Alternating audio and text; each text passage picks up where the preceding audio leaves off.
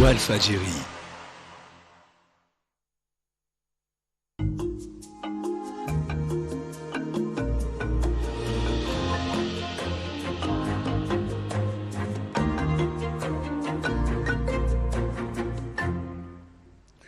mbokk yi ñu ngi leen di nuyu di leen dalal jàmm ci plateau l'invité de la mi-journée egsi nañu nag ci waxtu bi ñuy dalal sunu gan tey ñi ngi am mbégte di dalal Lamine Ba mooy coordonnateur mouvement bi di Podor va mal Lamine Ba maa ngi lay nuyu. merci Pierre ñu ngi lay fay di la nuyu di nuyu say mbokku téléspectateurs yi téléspectatrices ñi seetaan Walfadjri yëpp ci réew mi ak ci bitim réew. di leen ndokkale di leen féliciter encore ci liggéey bu rafet ak liggéey bu am solo bi ngeen di def avec toute l'équipe dynamique de Walfadjri franchement tey moom delloo Walf jëlaat na tey sa position parmi les leaders et si on peut même dire de leader sur le plan vraiment sur le plan national et sur le plan international vraiment di leen ci féliciter di wax ni vraiment mbégte la toujours di ñëwaat fii di jàkkaarloo ak yéen. waaw yow tamit ñu ngi lay gërëm bu baax si li nga ñëw wuy si sunu invitation sunu plateau yi miinoon nga ko ci atum 2011-2012 ba ngeen créé mouvement bii di Podor va mal dans la foulée des événements du 23 juin 2011 est-ce que li taxoon ngeen créé mouvement bi en 2011 Podor va mal est-ce que raison yooyu ba léegi mi ngi am elles sont actuelles foofu ca Podor.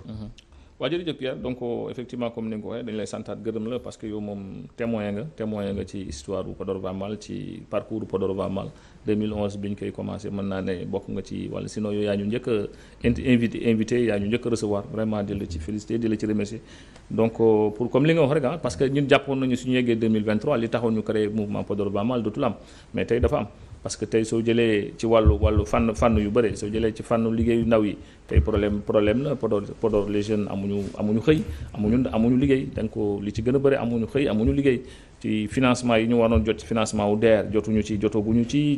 niñ ci war a jotee parce que ci loolu aussi man déglu naa le président du conseil départemental benn émission télé bi mu def man maa ko seetaan ma dégg su ma comprendre nu baax li mu wax que Podor ñu ngi ci financement à hauteur de 100 millions 100 et quelques millions donc si vraiment Podor suñ ko joxoon cër bi ñu ko jox ko gëddëm bi ñu ko war a jox donc 100 millions defe naa galandiku la en termes de financement pour les jeunes de Podor il mérite pas ça 100 millions dafa ndaw parce que tey soo jëlee un projet bu sérieux rek wala ñaari projet yu sérieux war na mën a engloutir plus de 100 millions en termes d'investissement et tout ça donc loolu aussi problème la mu ngi fii booy li ndaw yi di jooy la parce que ñun li ñu yeggale lu ne li ndaw yi di jooy ci suuf rek la ñuy mën a yeggale ci kaw donc sur le plan aussi hôpital sur le plan faj gi wér-gi-yaram bi aussi jafe-jafe la parce que wax naa la ko léegi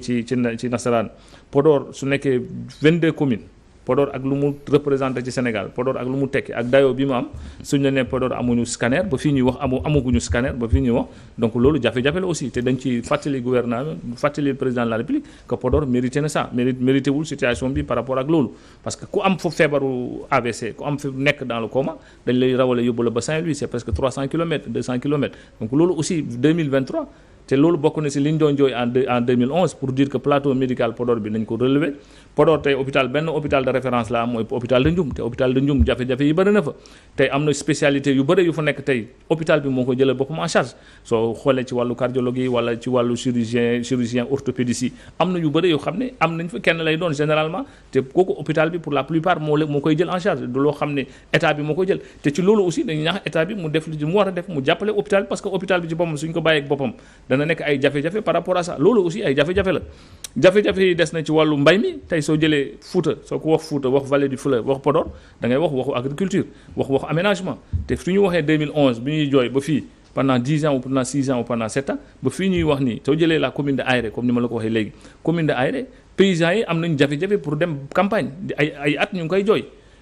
pour benn superficie de presque 1000 hectares donc loolu suñ ci defoon li ñu ci war a def ci dayoo bi ci jox ko dayoo bi ñu ko war a def jox ko financement bi ñu ko war a jox donc du ma wax ni sax parce que loolu mën na dundal Fouta mais danaa mën na dundal Sénégal mais faudrait-il d'abord que ñu jox ko cëram jox ko moyens yi ci fa def ci volonté bi ci war parce que affaire bi du ci ay discours rek du ci ay vraiment ay annonce du ci ay autosuffisance parce que la preuve waxoon nañu autosuffisance en 2017 yegguñu fa alors que toutes les conditions sont réunies dans la vallée du fleuve pour que ñu mën a atteindre ko loo tax atteindre ñu ko parce que c'est un manque de volonté c'est un manque de volonté politique pour que ñu mën ci yegg donc aménagement yooyu bëri na soo demee Salde wala seen correspondant bi fa nekk mën na ko confirmer soo demee Ndioum c'est la même chose soo demee Ndiawar c'est la même chose donc jafe-jafe yooyu yëpp soo ko conjugué bi ñu toogee xoolaat réfléchir malgré li président de la République def parce que aussi nit waroo nekk justement lan la fa def. justement parce que bu ñu la déggee ngay wax dafa mel ni da nguur gi defu fa dara. justement nag xam nga souvent aussi il faut pas être nihiliste parce que nga bëgg ko nga bañ ko jàppal ni au moins réussir na li Abdoulaye Wade réussirul woon foofu li Abdou Diouf réussirul woon mooy désenclavement il amour fil tey mën nga jógee Ndioum yaar ci tali bu ñu defar bu baax dernière génération nga jaar Daara Xalaybe jaar Kaskas jaar wala jaar Wasatage ci kaw tali loolu vraiment dañ ko koy nangul te di ko gërëmee di ko santé mais au-delà de ça su piste amee su tali amee dafa am leneen loo xam ne war na ci mën a topp par rapport à tout ce que le Podor représente par rapport à tout ce que population Podor jox nañ ko président Macky Sall parce que fàttali nga ko sànq tey jàpp naa ne ci élection législative yi ñu génne ginnaaw yàlla Podor moo tax ba tey président Macky Sall ñàkkul majorité assemblée nationale parce que fa la vote bi ko génnee ci loolu bi ko génnee ci guutu bu mu naroon dugg ci assemblée nationale Podor la jógee donc compte tenu de tout ça jàpp nañu tey Podor mérité na beneen situation bu dul xar kanam bi mu am tey parce que rien que le fait que nga jël l'emploi des jeunes tey personne ne peut me démentir dans ce département de Podor personne ne peut me démentir problème jafe-jafe xëyu ndaw yi dafa am tey lu am la mu ngi foofu les jeunes ne travaillent pas tey kuñ ci fal. ni mu amee ci Sénégal yëpp justement peut-être c'est à l'image du pays mais tey soo jàppee loolu aussi problème jàppoon nañu 2011 bi ñu koy jooy suñu yeggee 2023 loolu aussi dana tegee ko parce que ñun yàgg nañu taxaw di xool comme ni nga ko waxee taxaw nañu def nañu ay pause yu bëri def nañu marqué nañu ay pause yu bëri taxaw xool jàngat taxawaat gunge taxaw xool accompagner mais tey on s'est rendu compte tey vraiment que li ñu doon xaar malheureusement c'est des scènes de folklore c'est des scènes de caravane wax naa ko léegi soo jëlee Aéré paysans yi am problème pour dem bay pour dem campagne le maire de Aéré le DG du port ça permet pour féliciter le président suite au bitumage de la route bu war a am diggante Aéré jëm Linguère tu mobilises tous les chefs du village tu mobilises toutes les populations autour d'une caravane nga nekk sa décapotable di nuyu gars yi musique bi di daw d'abord problème la yëpp askan wi la yëpp population Podor yëpp paysan wu Aéré la parce que millions yu ñu fa mobiliser foofu régler na question boobu démb ci télé yi pratiquement toutes les chaînes de télé diffusé nañu caravane boobu te yooyu c'est des publics reportages c'est à coût de millions yooyu suñ ko dajale woon réglé na problème campagne bi paysans yi di jooy dans la commune de Aéré rien que dans la commune de Aéré c'est pour dire un peu li animé yenn leaders yi c'est-à-dire yenn leaders yi lan moo leen animé c'est de venir faire leur show faire def seen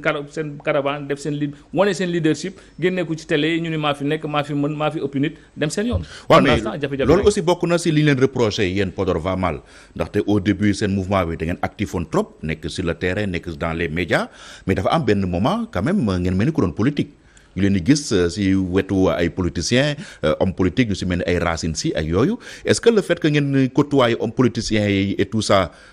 dénaturé wul seen combat taxul ba finalement ngeen abandonner la proie pour l'ombre comme ni ñu koy waxee. non xam nga ñun bi ñu jógee 2011 2012 2013 comme ni nga ko waxee on était très actifs comme ni nga ko waxee maintenant 2014 bi ñuy dem on allait vers des élections locales et ñun jàppoon nañu suñu responsabilité la woon en tant que mouvement citoyen d'accompagner les populations vers un bon vote bu baax.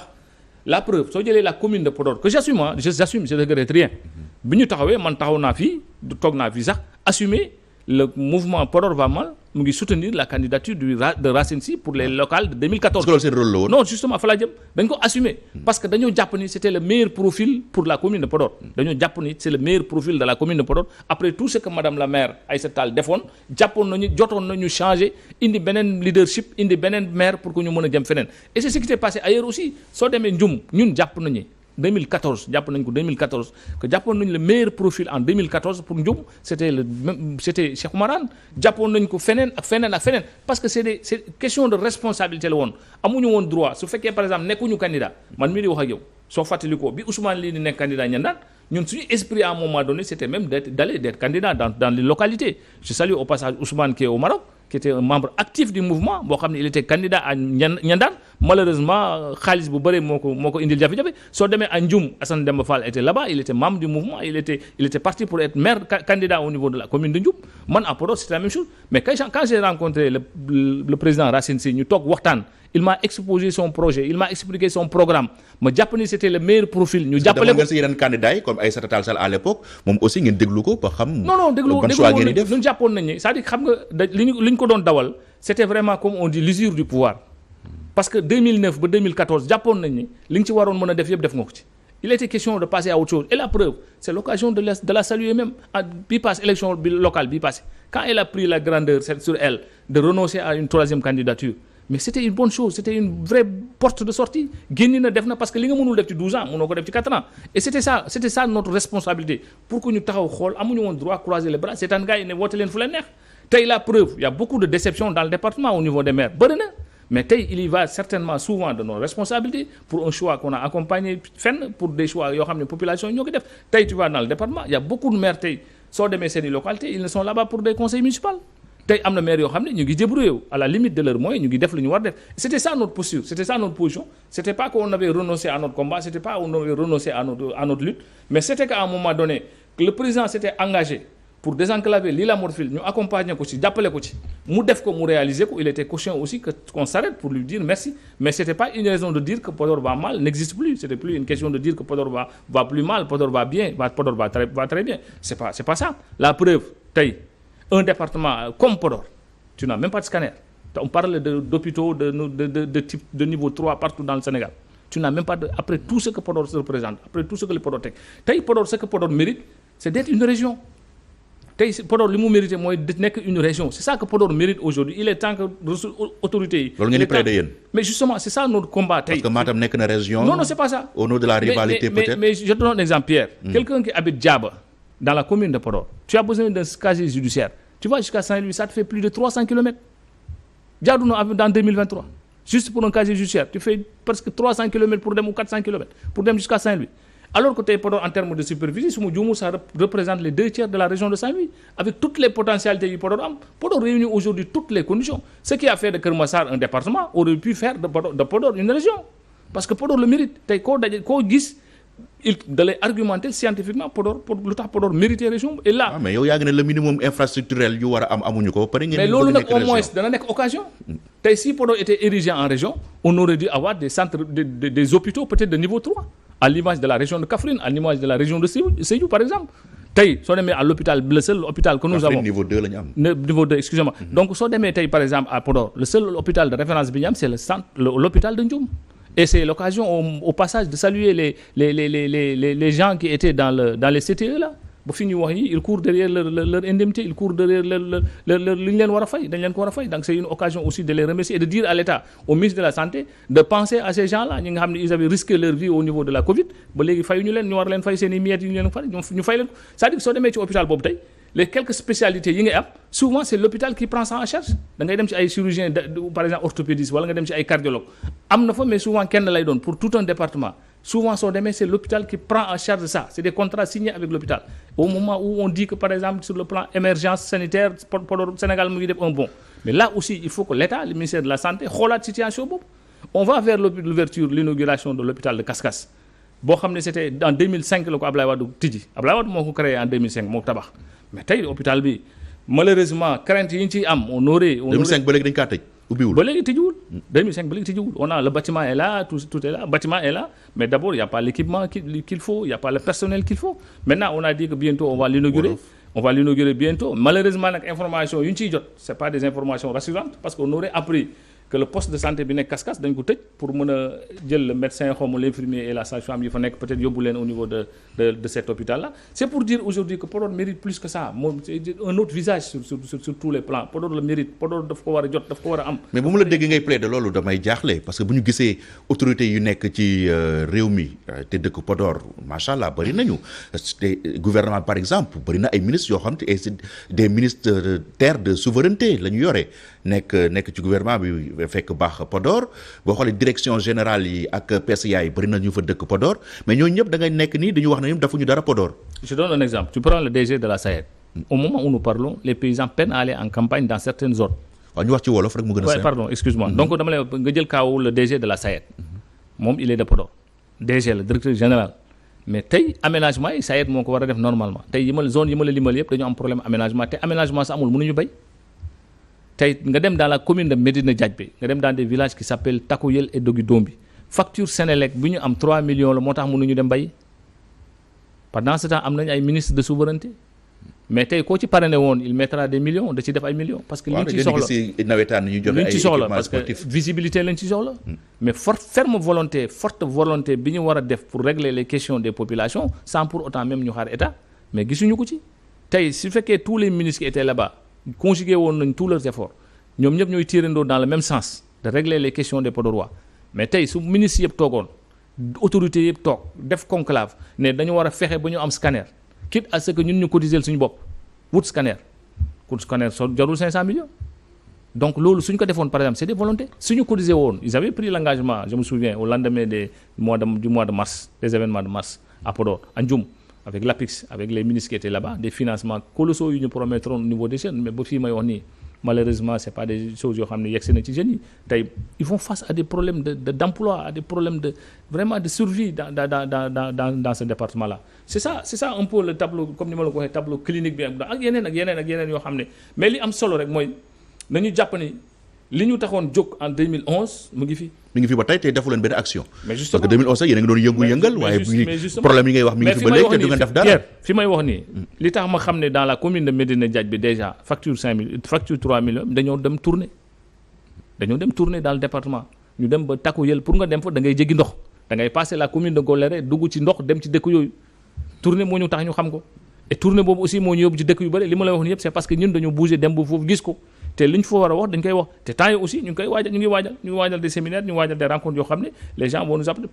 problème par problème secteur par secteur on va mettre tout sur la table pour que ñun ñu xam ne Podor c'est plus ni ñu koy foogee l'image qu'on a de Podor. léegi da ngeen abandonné mbedd mi di dem ci salon yi pour def ay séminaires. non pas séminaire dem ay Mbour wala yooyu non séminaire ça c'est des rencontres dem par exemple au niveau dem par exemple comme ni ma la ko waxee dem dans la commune de Médina dem dans ces villages là toog autour des gens là organiser wu toog waxtaan échanger nous on n'a pas les moyens de dem ay Mbour wala dem ay Saly dem organiser ay séminaire pas ça parce que séminaire yooyu amuluñu benn njëriñ mais d'aller rencontrer population yi dem visiter ci hôpitaux yu fa nekk dem visiter li ñuy waajal visiter aussi ci gars yi li ñu lekk le conseil départemental aussi dafa jot parce que tey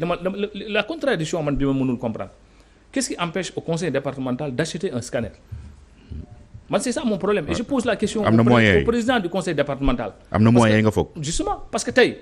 un scanner warul su ma juumul je suis pas un technicien à la matière mais warul mën a dépasser 300 millions wala 400 millions. Peut-être entretien lañ lay wax à un personnel adéquat mais loolu état mën na ko indi le conseil départemental bi ñu ko falee ba léegi pendant 5 ans ak mandat bu bees bi waroon nañu mën a am ne serait-ce que par rapport à seen gymnastique relationnelle et tout ça mën a créer loo xam ne danañ ko mën a indi kii non pas dem yóbbu ay matériel de gel wala yóbbu par exemple des poubelles dans les communes c'est pas ça du loolu la ñuy xaar ci ñoom tey on voit ñuy organiser tournée yóbbu ay des bacs à poubelles et tout ça c'est pas ça le rôle du conseil départemental même su fekkee war nañu ko def ñun du loolu urgence yi du loolu c'est d'accompagner d'encadrer les jeunes pour que ñu mën a am les financements tey du ngay dem dans le département Galoya tu nga woo les jeunes de Galoya les jeunes de Goléré les jeunes du département de Podor mais duñ la wax que tey booy bénéficier nañu ci financement bi ça c'est et Podor c'est des jeunes cadres diplômés qui sont partout mais malheureusement des na ñu promouvoir leen kuñ ci promouvoir c'est parce que tu es autour de moi tu es avec moi sama nit nga sama militant nga sama responsable nga je ma def sa promotion pour que non pas tu nga liggéeyal nit ñi mais nga liggéeyal ma man. mais ak jafe-jafe yi ngay wax yëpp tout fële di ci Podor ñu ngi koy considérer ba léegi ba tey comme titre foncier président Macky Sall. élection bu am muy législative di locale di présidentielle pratiquement 96 jàpp 99% la fay Benno Bokk Yaakaar di am lan nga mën a expliquer contraste boobu. non xam nga contraste bi peut-être mën naa ko sax quelque part du contraste xam nga lu koy expliquer mooy comme ni ma waxoon sànq c'est-à-dire que désenclavement de l'île à Morphil bi dafa jouer ci population yi parce que lu rëy la lu ñu doon xaar la lu yàgg la ñu doon xaar lu séntu la et puis lu rëy la aussi pour ñi nga xam ne dañoo dëkkoon dans l'île à Morphil parce que tey soo dëkkoon wala Ouassetake Barobe tout ça Diarengel nga dëkkoon foofu nga xam li nga doon daj li nga doon dund ci jafe-jafe ñu ñëw indi la tali bi nga xam ne mën nga dox ci tali en 10 minutes nga régler li ngay régler donc loolu aussi dafa am solo mu ñëw ci contexte boobu dafa am solo mu ñëw foofu loolu aussi bokk na ci li jouer à ce que population yi ànd ak ñoom mais tey comme ni nga ko waxee le titre foncier comme ni nga ko waxee c'est un titre foncier qui est menacé. Ah bon? C'est menacé. Par qui? su ma gisee tey le nemmeeku tour tey ñu organiser nemmeeku tour dans le département de Podor appel à comment dirais-je levée de fonds. Levée de fonds pour nemmeeku tour que les jeunes de Podor les jeunes de Pastef quoi j'allais dire ñu astreindre loolu leen ci 1 million ñu retrouver avec 3 millions ça est dans la presse partout les gens l'ont vu c'est 3 millions avec des cotisations dans toutes les communes ñu am des cotisations donc ça c'est ku ci deful jàngat ku ci deful lecture c'est parce que da ngay nelaw c'était pas pensable il y a 5 ans il y a 6 ans dans le département de Podor. Imaginez wuñu woon des communes par exemple yu mel na ay Boké Dialoubé, des communes yu mel na ay Ndioum, des communes yu mel na ay Podor, des communes yu mel na ay Goléré, que des gens puissent se réclamer de l'opposition dem bay cotiser di génnee seen xaalis bopp di cotiser. Ça kooku ku ko jàngatul ku ne da ngay nelaw. Ça montre tey que cette nouvelle dynamique, cette nouvelle conscience mu ngi juddu fii il y a même pas 2 ou 3 mois gis nañ fii man dégg naa ko gis naa ko des jeunes dem seeti Khalifa Sall c'est presque une 50aine de jeunes. Donc ça veut dire quoi? Ça veut dire ils sont à la recherche que Podor nekkatul titre foncier comme ni ñu ko xalaatee bu président Macky Sall. Au contraire. Au contraire loolu fa am parce que tey li woon li cotisation yi wane na ko parce que soo jàppee dans chaque commune que des gens ont cotisé donc ça montre que les jeunes sont en train de faire ñu ngi dugal seen bopp beneen conscience bu bees et loolu aussi dynamique bu bees la parce que jafe-jafe yi dafa bëri Pierre dans le département de Podor jafe-jafe yi dafa bëri ça il faut pas que ñu koy masquer il faut pas que ñu lëre wu wax naa la ko fii léegi tu prends la commune nga jël commune Walalde où le DG le coordonnateur du Puma moo fa nekk pour inaugurer une petite radio communautaire c'est toute une bamboula alors que yow c'est la commune la plus inaccessible tey ça lu mu lan la mën a expliquer comment tu peux l'expliquer ça c'est des choses yoo xam ne on pensait être révolues dans ce département là mais pratique yooyu ñoo fi amaat ku ci nekk yaa ngi daw gauche di organiser wu di mobiliser pour wane sa visibilité pour garder ce strapontin quelque part loolu rek moo leen motiver parce que tey ku ñu fi teggoon ci postam aussi dootoo ko dégg c'est ça la réalité c'est ça la triste réalité du département de Podor. léegi bu ñu jógee Podor ñëw ci Sénégal yëpp nag Sénégal de manière globale est-ce que li ngeen tuddee Podor va mal mën nañ ko appliquer ci Sénégal ñu ni par exemple le Sénégal va mal.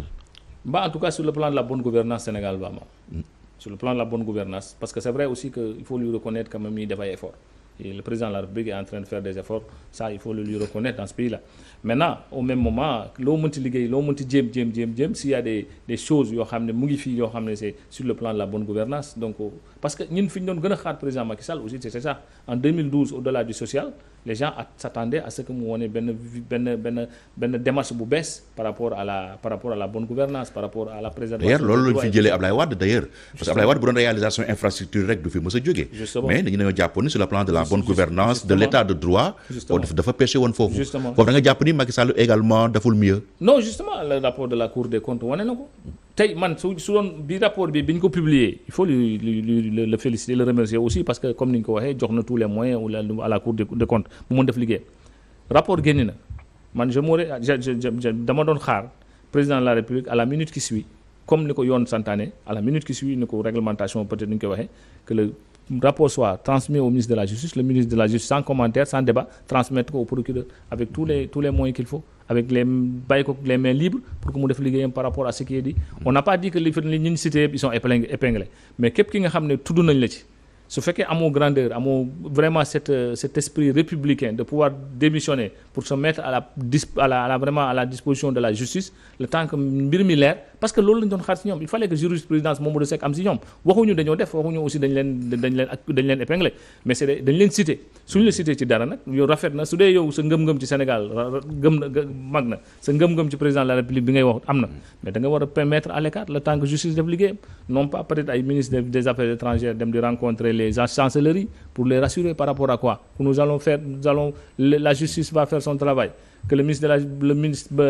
rencontre premier ministre rencontre la société civile pour leur dire quoi la justice fera son travail dem beeg dikki bépp li Birahim Seck wax la rek la seule chose aujourd'hui la seule assurance que gouvernement mënoon joxe c'est de dire que le rapport est entre les mains de la justice et que je ne protégerai personne comme ni mu ko waxee que li ñu war a def justice dana ko def dana tranché kuñ ci jàpp def li nga warul def parce que kuñ ci jàpp nga def lii jàpp ni lii c'est un crime fi ñuy juger crime fa la ñu war a mën a juger parce que caxaree xaalisu Covid. crime économique la ça c'est un crime. Vraiment dafa ruslu et puis dafa ñaaw quoi pour des crimes comme pour des choses comme ça Covid xaalis bi amul loo ci def lu dul c'est triste quoi. Voilà jërëjëf Lamine Ba coordonnateur mouvement Podor va mal ñu ngi lay gërëm bu baax. Merci Pierre man maa leen di gërëm di sant di leen remercier